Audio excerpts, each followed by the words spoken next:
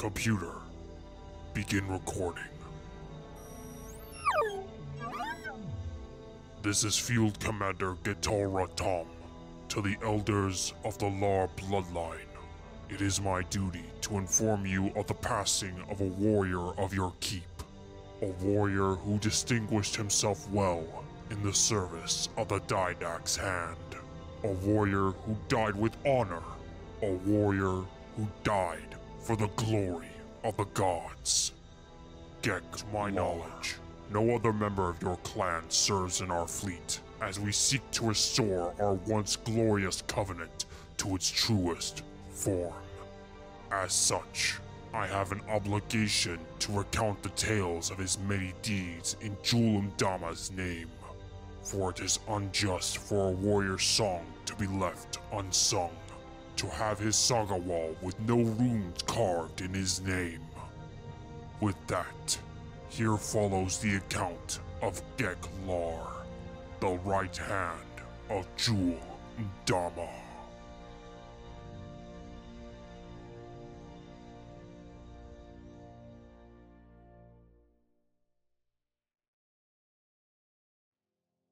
Born in the end years of the 23rd Age of Doubt on the Isle of Lakatos, just off the northern shores of Kipra, the Sangheili field commander known as Gek Lhar served in the old guard of the Covenant Empire for decades. And for decades, he fought against the unclean, the impudent, the heretical humans during the War of Annihilation, when the Ninth Age of Reclamation began. At the High Prophet's command, he and all other faithful members of the Covenant waged a brutal campaign against the human scourge, only to watch our once glorious military powerhouse crushed under the weight of the Great Schism, when the Sanshum's lies and corruptions grew too much to bear. And worse still, the false arbiter, Nakai Vodar, betrayed the honor of our people by aligning with the very infidels that claimed the lives of thousands upon thousands of our noble dead.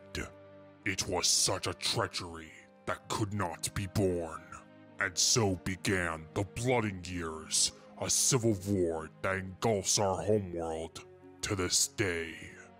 Lhar was a ruthless warrior within the Old Covenant, but his service to Jul Mdama was unwavering and incredibly fervent when he rose up to found a new order upon the frontier world of Hesperos. His zeal was matched only by his hatred for the humans.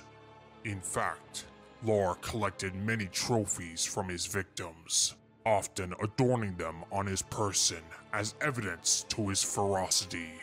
Some have even belonged to the newer generation of Spartan demons the human government created in the years after the war. Upon swearing a holy oath of fealty to Mdama, Gek led a salvaging outfit comprised of mercenaries and treasure seekers. It was here that he learned that planning and foresight were assets that could be just as important as the ability to fight, and he carefully built up a vast storehouse of weapons and munitions. Though he was known for his savagery and cruel methods even before he joined our burgeoning covenant, it was in the service of Mdama where his talents would be most effectively employed. Months before the coming of the divine Didact, Gek and his men captured a crew of human salvagers, led by one, Ram Chava, after a fortuitous journey to the human world of Mesa. Their salvage was seized, and all of them were put to death, save for their captain, who was kept alive for questioning. Afterwards, Gek brought his war freighter to the world of Laconia, where a Sonorous Pattern heavy destroyer called the Radiant Perception laid untouched since the end of the war, due to the rumored presence of the many Mechalekolo still aboard it, driven mad and bloodthirsty. but Gek determined that the riches found within the vessel were worth the risk. They had only just begun to plunder the ship for all it's worth when another salvage ship arrived. A human ship. Gek Lhar and his warriors did not know of it until it was too late. The humans freed Chalva and escaped Gek's grasp, even when his newly procured phantoms pursued them. Gek would not suffer the dishonor of allowing a prisoner to escape his charge, and followed the human salvagers to the planet of Arcadia. From there, he followed them through slipspace to the debris field of Trove, once a sacred shield world of the gods. Tales were spoken of this place for years. In the opening campaign of the war, the savage arbiter of Malarok, Ripamorami, discovered it and its vast armada of Forerunner warships, enough to wipe the human pestilence from the face of the galaxy. He would never have the chance to use them, however, for the humans had followed him and subsequently destroyed the shield world, with him inside it. And it was here where Gek Lhar found his quarry, even before they emerged from slipspace.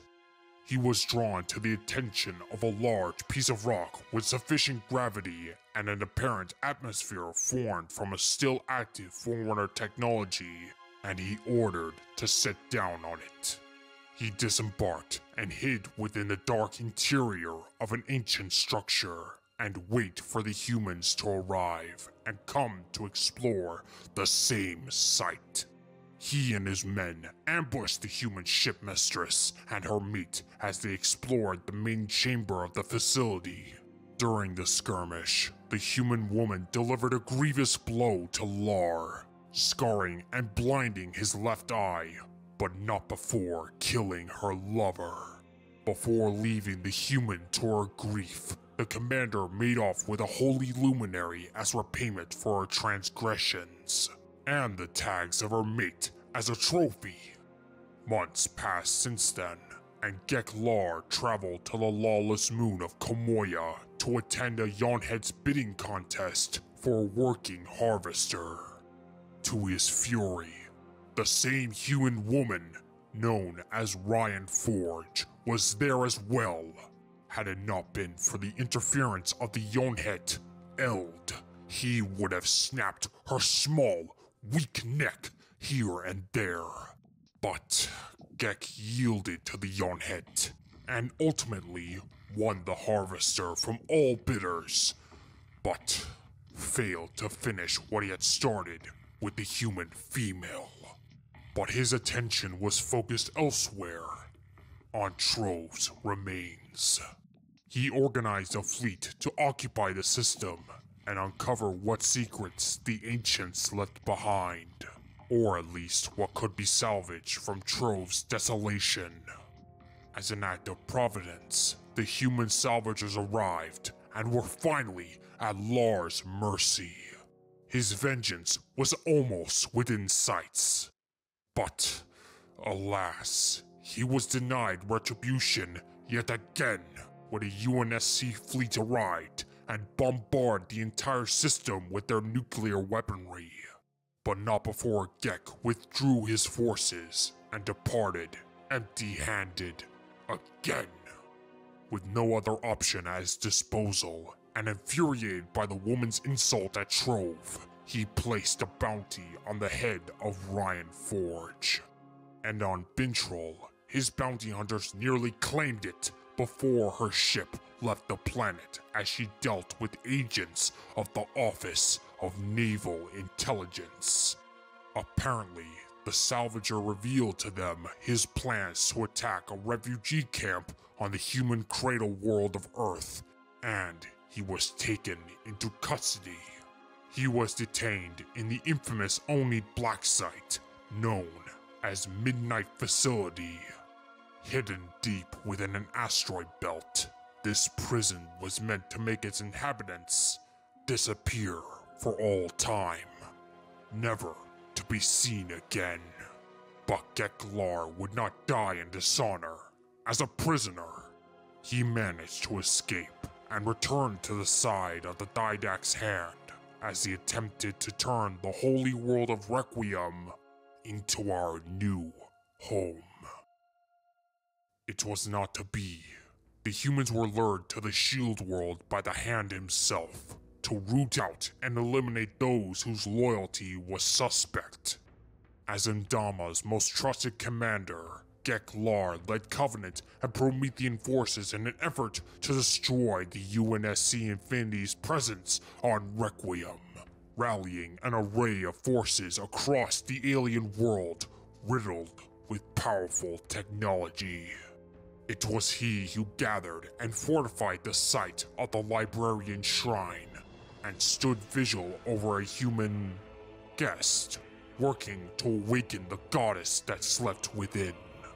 Despite these efforts, however, this creature evaded his sights and fled. As an effort to make sure his prisoner could not escape, Lhar detonated his explosive harness, but this hadn't killed his intended target, but scores of his brothers in arms. Enraged by this treachery, he pursued the human into the deserts, where he combated his guardian, a Spartan. Gek Lhar fought valiantly. Gek Lhar fought bravely. But, unexpectedly, as he honed in for the kill, he was felled by the Spartans of what they called Fire Team Majestic. His body was never found, for not long after, the holy world of Requiem was sent into the fiery embrace of its son. I am told that, in his absence, Lhar's keep on your isle has been scattered to the wind, with his legacy only surviving in barely recognizable pockets and ravaged by the civil war that continues across Kipra for years. This war has taken much from us all. And for what? Kin battles kin. Brother fights brother. Is it all truly for divinity, as Gek Lhar fought and died for? Or is it simply out of desire for power and prestige? In these times, the lines seem to blur, especially when it comes to Jul Mdama. Perhaps it is time I reconsider my place in this struggle. Perhaps it is time we all consider what the destiny of our race shall be. Is it to burn in the endless fires of war? Or to rise, renewed, united, and at peace?